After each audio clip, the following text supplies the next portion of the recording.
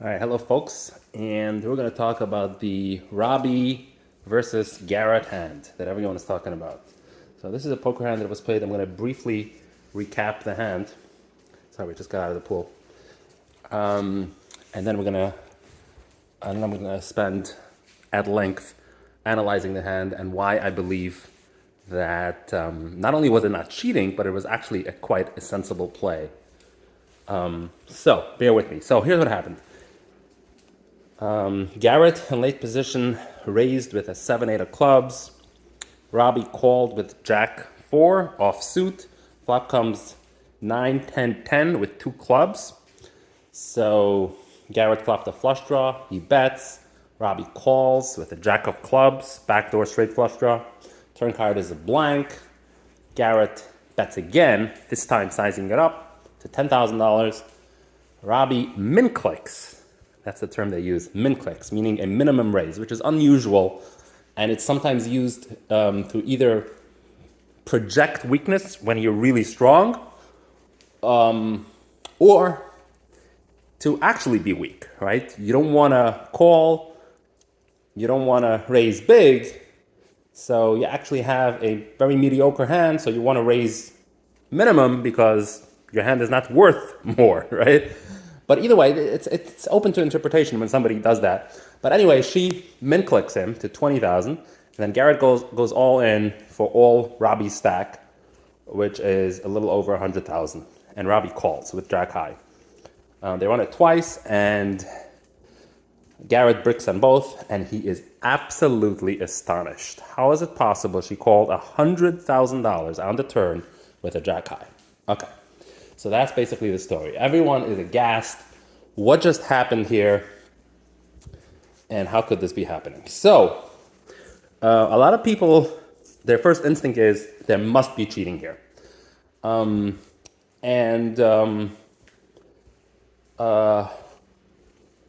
watched the video, and I gotta tell you, that wasn't my reaction at all. To me, she owned him. She owned him.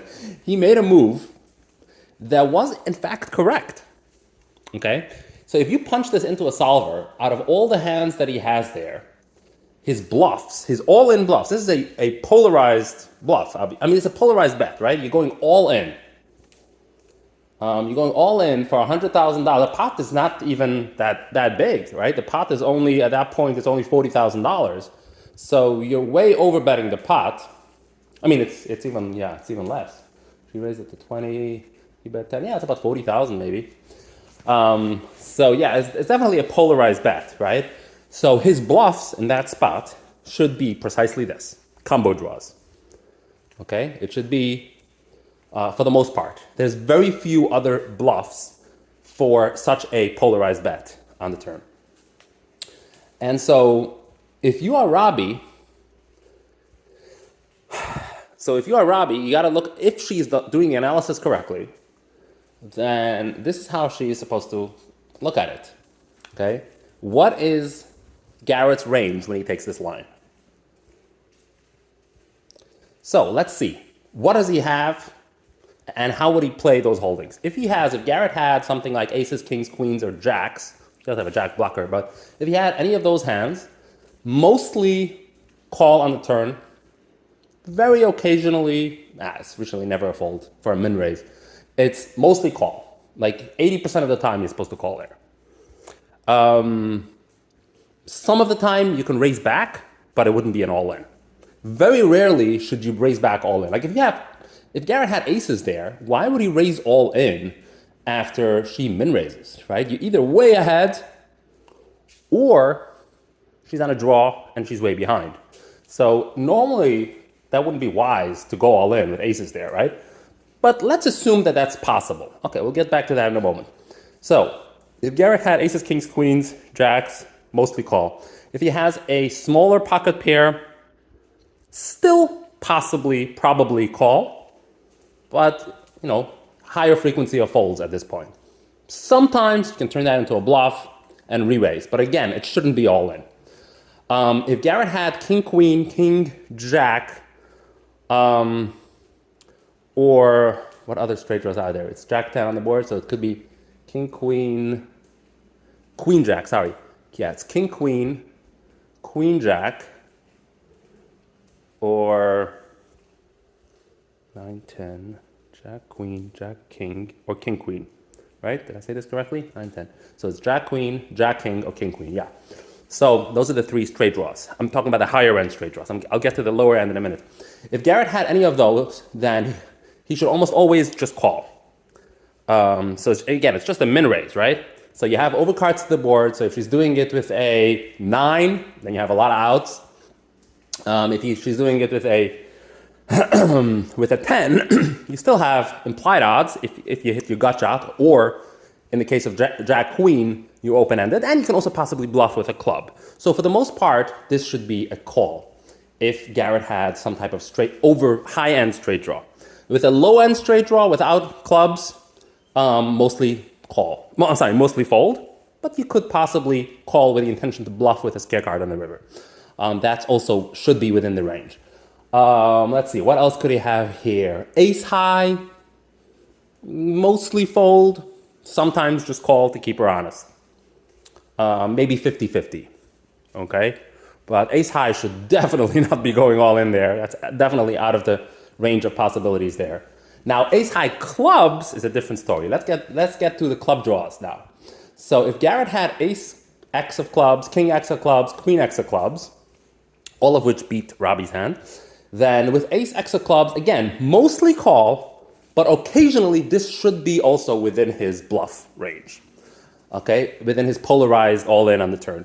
So Garret could very well conceivably have ace X of clubs. Now, between ace X and king X / queen X of clubs, he would be doing it more frequently with ace X of clubs than with king X, queen X.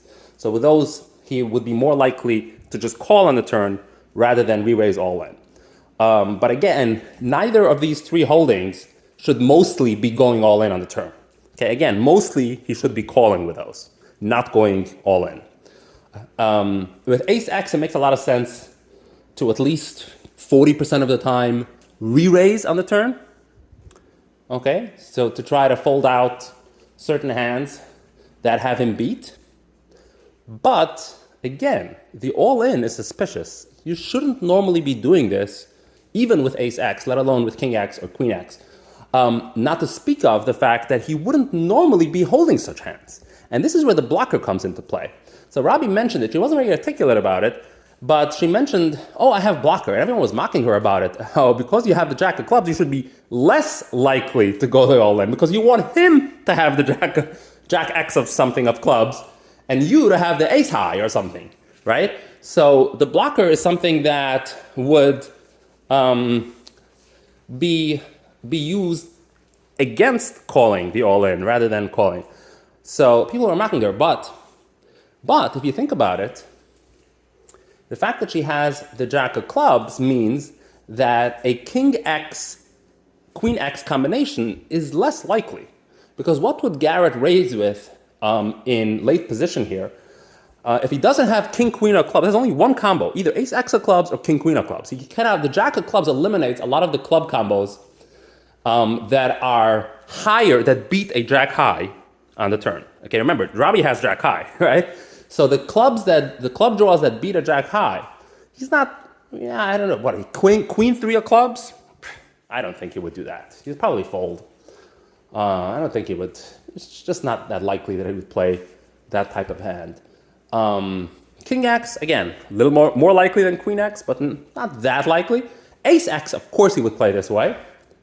Pre-flop, of course. But again, he shouldn't mostly be going all in there.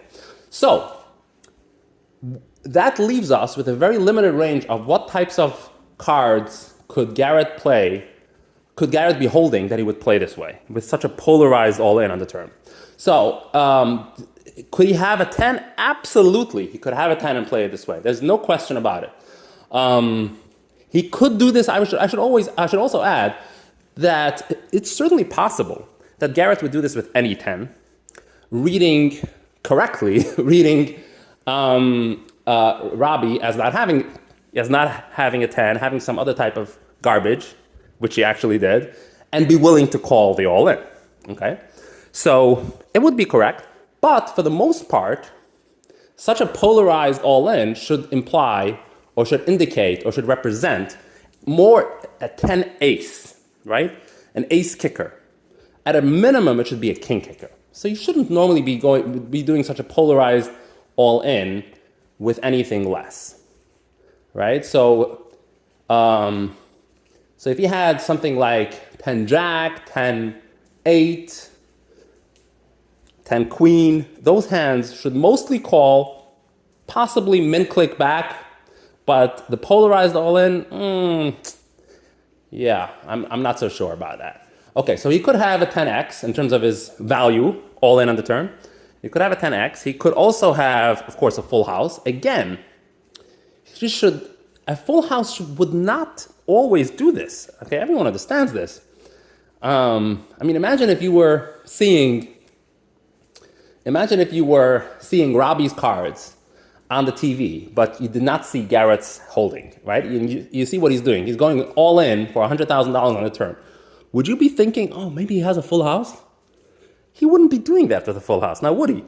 Now, Robbi is not representing a monster. She just min-raised him, right? So what is she going to call off or hold stack? And he's blocking everything with a full house, right? He had 9-10, and you're going to get called? You're doing this with a 9-10? You're doing this with pocket threes? Yeah, you could have pocket threes, I suppose. And it would be actually a lot more correct to do it with pocket threes than with a 9-10, because with a 9-10, you're blocking everything that your opponent could possibly call you with. So at the end of the day, specifically, a hand that would play like this is pocket threes, that turned a bolt, threes full.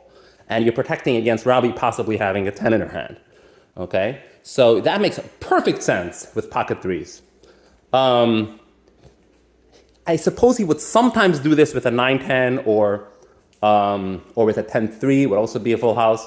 Sometimes, but mostly not. You're supposed to slow play these. Okay. What else? What else could? So we talked about ace 10, king 10, a full house. Would he do this with aces? Mostly not. Even aces, kings, those hands, you should definitely not fold for a min raise. Mostly call. Very occasionally, you could raise back a little bit. See what's going on.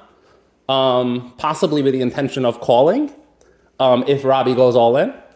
But you don't go all in yourself, because what are you going to extract value from other than hands that beat you, right? That's normally how game theory optimal play would assess this situation, right? If you have kings, queens, you call.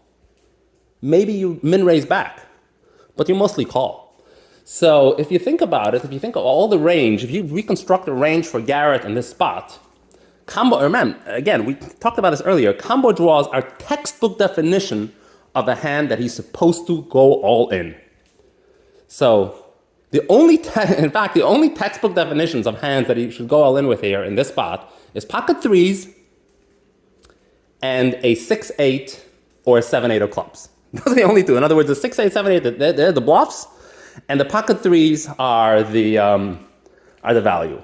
All the other hands are, those are the hands that you're supposed to go all in, almost 100% of the time, right?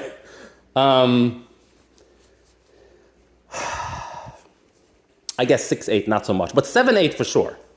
7-8, you're supposed to do this. I mean, unless you're specifically reading her for a very strong hand that she's not going to fold, right?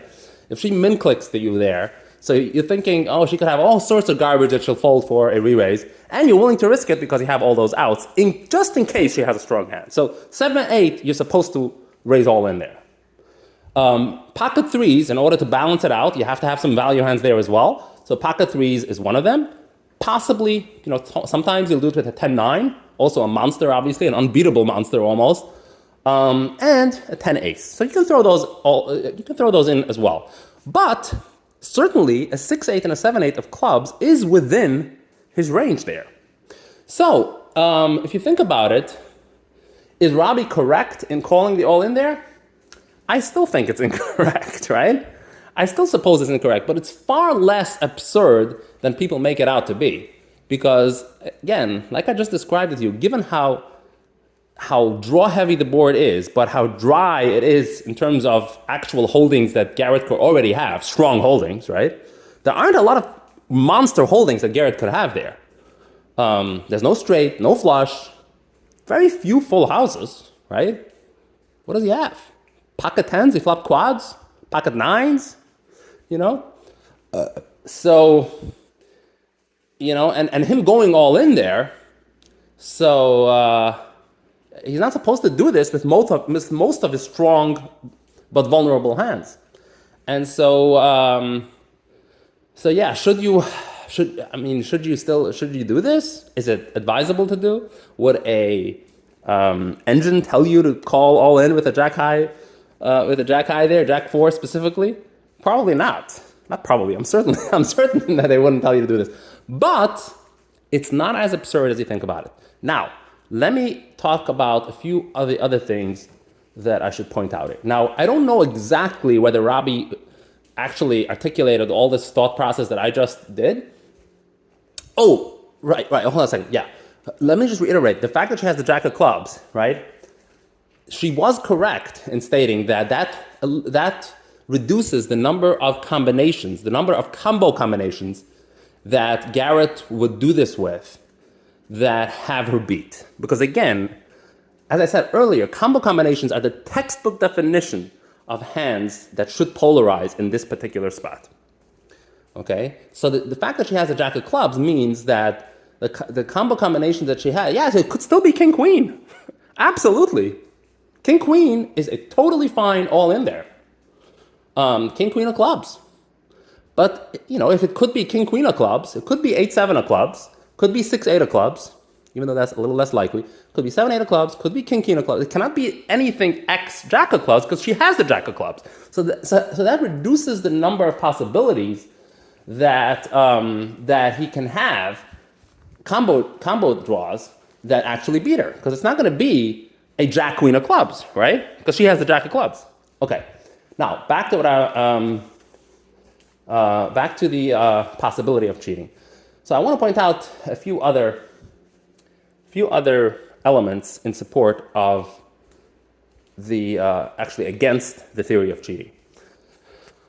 So one is that there's absolutely no evidence. Not only is there no evidence, but even Garret himself, while he seems to be 100% sure that he was somehow wronged and cheated in this spot, he doesn't have any articulate theory as to how this happened. So, which is very distressing to me because I had a lot of respect for him, and for him to level such an enormous accusation without having any logical having any logical theory on this is irresponsible. I mean, he's a professional.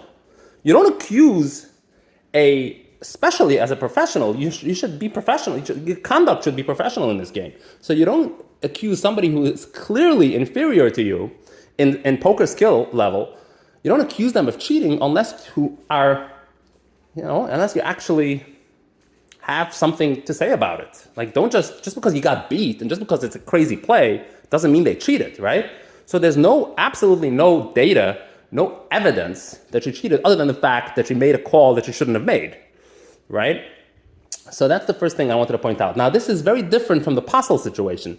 Now, Mike Postle was different, very different. You could even argue that was the opposite of this, in which case, in the Postle situation, he was making calls that seemed extremely prescient, right? They seemed wise. They seemed like, wow, he's always making the right call. Like he's folding when he has a weak hand. And it almost seemed so good and so wise that is precisely why he was accused of cheating, because nobody can be that wise, right? Can't be God. I mean, the term God was thrown around a lot when it came to Postle. He's God, right? And he knows. So, what tripped him up, what tripped Postle up was the accumulation of evidence, it was the pattern. It wasn't any particular hand, it was rather the pattern of whenever there was a crossroads where he could make either a call or a fold, he always seemed to be choosing the one that would maximize his profits and minimize his losses. And there was a pattern on this. Again and again and again, this would happen. And that's what people realized, that he was probably cheating. Also, in the case of Puzzle, there was evidence, there was factual evidence. Him looking at his crotch all the time, right? What was he doing there? He never gave an adequate explanation for that. What was he doing there, right? So that was, this is pretty damning evidence. And of course, there's a lot of other evidence. The fact, for example, that he was winning only when JR, what was the name of the director of that poker room? When he was there, when he went on vacation, he stopped winning, right? He was back to normal. So there's a lot of, he was only winning on stream. Off stream, this didn't happen. Whereas in this case, first of all, there's absolutely no pattern here. She made a lot of stupid calls, and on top of that, a lot of people who have played against her have testified, now that the scandal has broken out, they have said that they have played against her and she makes these types of calls. Whether she's right or wrong, she makes these types of calls, calling with extremely weak hands, believing that her opponent is on a draw. So, she has a track record of making this type of play. And of course, nobody thinks that there's anything suspect about it, and most of the time she's probably wrong and she's losing money on this, right? So this is not comparable at all to the Puzzle case. Her reaction, you see this all on footage, it's all on TV, doesn't reveal anything that it seems to suggest, nothing that she says seems to suggest that she's cheating. The fact that she's inarticulate about her play doesn't mean anything, okay? It was true, if you look at the footage, Garret is beside himself with disgust and surprise and shock. And so, when somebody gets mad at you, a lot of times you're not very articulate about defending yourself, because in the heat of the moment, it's difficult for a lot of people to express themselves cogently. And so, no, I wouldn't surprise, and she might not be very verbally skilled to begin with, on top of that, but certainly not in the heat of the moment. So no, the fact that she gave different versions of this, on the contrary, I would say that if she was cheating, then she should have had a very good answer prepared in advance. So the fact that she didn't is, on the contrary, indicating that she was not cheating. Lastly, the fact that she gave the money back, Garret takes this as an admission of guilt. He's 100% certain that she cheated. And the evidence is, hey, she gave me the money back. If you didn't cheat, you wouldn't get the money back. But that's also completely not true. It's not true. First of all, even a confession doesn't prove it. We know during the Middle Ages that people confessed to all sorts of sins that were not true. Also, even in modern times, that happens. A lot of times people strike plea bargains with the prosecutors because they're afraid. And so even in modern times, when somebody plea bargains to a certain crime, doesn't mean that they're actually guilty. Okay, keep this in mind. But in general, even outside of the criminal justice system, people say they did things and confess to things that they didn't do. Why do they confess? For all sorts of reasons. I mean, sometimes prisoners do that in order to get, to get the heat off of someone else who is not yet in prison, right? But there's all sorts of ulterior motives for people to do that. It doesn't mean that you're guilty. But in this particular case, she never confessed to actually cheating, of course, but she did give the money back. But again, there could be many reasons why she would be motivated to do so, including the fact that, possibly she felt bullied, and she felt that Ryan, who was at the meeting at the time where she decided to give the money back, maybe she felt that he was kind of siding with Garret or wanted to resolve it in a way that would return the money to Garret to make him happy. And so she felt pressure. Again, this happened right after the incident. So this wasn't like 3 days later whereupon she could have composed herself and decided to make a rational decision. This was right after the incident. So maybe she didn't think it through. And again, and in the compassion of the moment, she thought, oh, okay, I got to give it back because otherwise they're so angry at me, right? They're so mad at me. During the stream, she commented, hey, it looks like you want to kill me. And it did look that way. The look on Garret's face is priceless in that video. So definitely not. No, it's not an admission of guilt. And if Garret were honest with himself, then he would actually ask her about it. Why did you make the call? Calm down. and discuss it with her. I mean, she wasn't hostile towards him, right?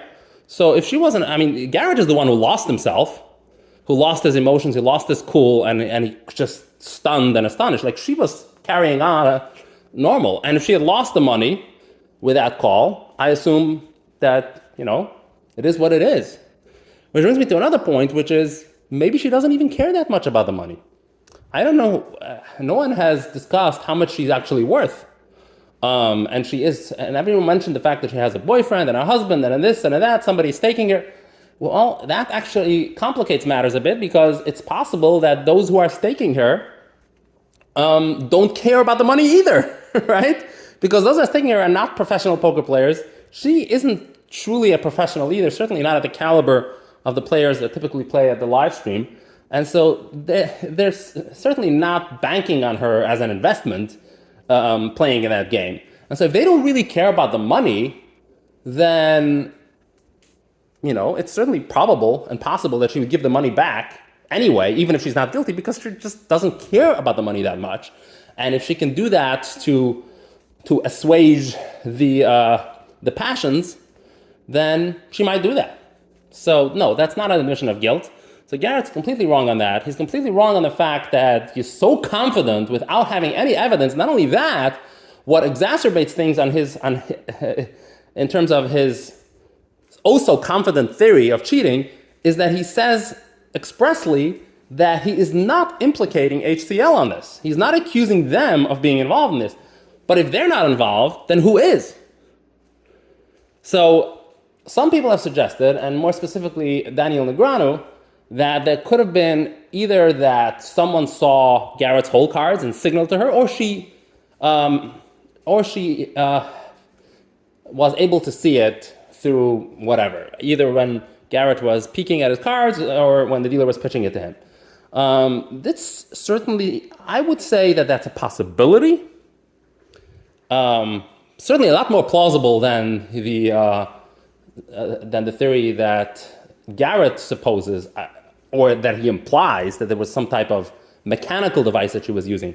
I'm not sure if that's what he means, but that's what a lot of people are taking his words for, to mean that there was some type of artificial device there that was telling her what he was holding. But all in all, I would say that the fact that he's saying that HCL was not involved, then who was? Then why are they accusing her of cheating? Like, how could she have cheated? So I guess maybe he thinks that she saw his hole cards. And that's why he's so shocked. Like, did she just call me because she saw my cards?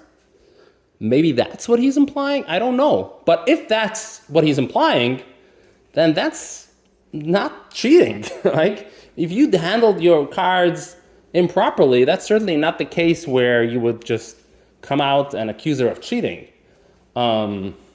So, yeah. Bottom line is that Garrett's conduct on this is very inappropriate. I think that he made a big mistake, and he got caught up in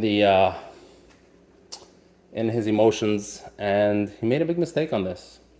And my esteem of him has diminished significantly because of this incident. I think he's a great player, but he just lost it on this, she made a poor play, and she won. A different way of looking at it is, imagine a scenario that they ran it twice, and Garret won either one or both. Imagine if he won both, and he was raking all the chips in, and then he's looking at her hand. Oh, she had jack high.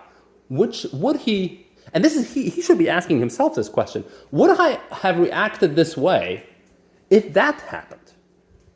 I don't think he would.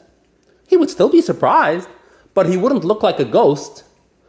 The look on his face and all the other stuff that happened, I don't think that would have happened, right?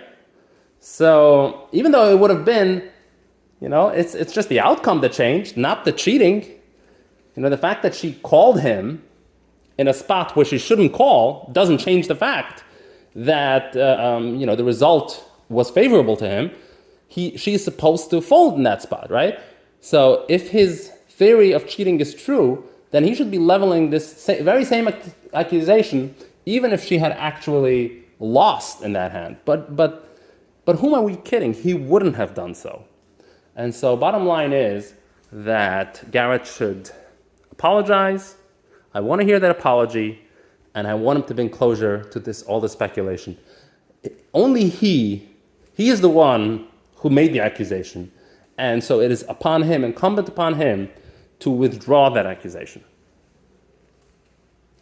Because that accusation only thrives in as much as he supports it. Thank you for watching, and have a great day.